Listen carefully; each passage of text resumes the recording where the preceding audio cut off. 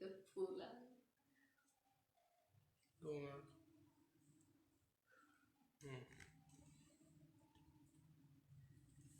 नमस्कार सब गोटे का बहुत बहुत धन्यवाद करे छी, प्रणाम करे छी। और आज सामा चकेवा के उपलक्ष्य में अहाँ सबके समक्ष लाइव आबि रहल छी और हम चाहे छी जे जरूर सामा के दूटा गीत अहाँ सबके सुनाबी और एक सुंदर सन साँझ से अहाँ सबके सुना रहल छी।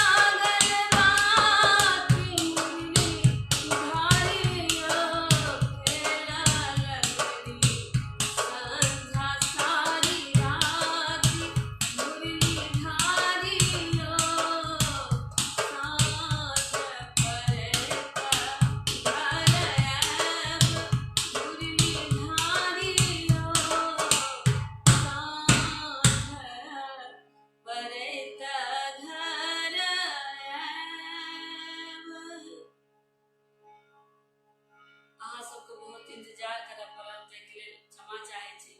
किछु कार्यक्रम सब छल, तकर बाद काल्हि एलहुँ हम और आइ अहाँ सबके समक्ष छी।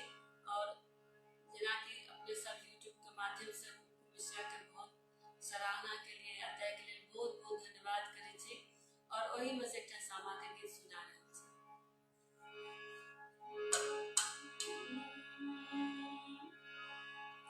सामा खेला गेला हूँ भाई के आंगन है, सामा खेला गेला हूँ भाई के आंगन है। आहे बाऊजा ले लुलुआई, ननद कहाँ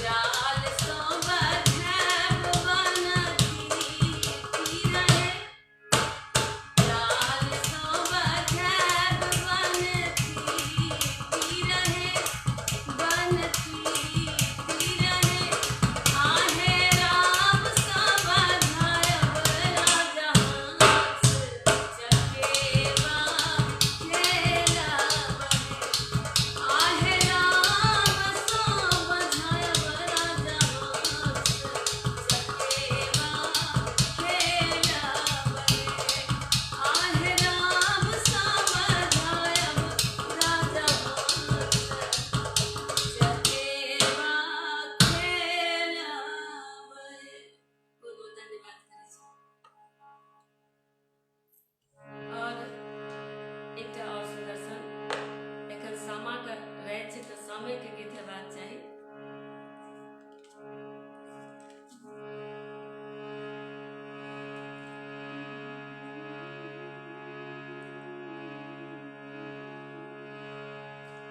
गाँव के अधिकारी तोहे बड़का भैया हो, तोहे बड़का भैया हो, भैया हाथ दस पोखरी खुनाए दिया, चंपा फूल लगाए दिया। भैया हाथ दस पोखरी खुनाए दिया, चंपा फूल लगाए दिया। भैया लोढ़ाल भोजिहार गातू है, भैया लोढ़ाल भोजिहार गातू है, आहे हार गातू है, आहे से हो हार पनीर तू हमर बहिन, समाज के बाखेला बहे। आहे से हो हार पनीर छोटकी बहिन, समाज के बाखेला बहे। ना लेने आबै छथि छोटका भैया हो, काका लेने आबै छथिन छोटका भैया हो, भैया बैसी जइया ठाम गाम, डूबे अहि बात बाटे। भैया हाथ दस पोखरी खुनाए दिया, चंपा फूल लगाए दिया। और गीत सामा के बहुत रास गीत छै, लेकिन एकटा और सुंदर सन जे अहाँ सब यूट्यूब के माध्यम से सुनलिए ओ गीत सुना रहल छी। गे माई अरही बन सँ खरही कटाओल, वृंदावन बीच गे माई अरही बन सँ खरही कटाओल, वृंदावन बीच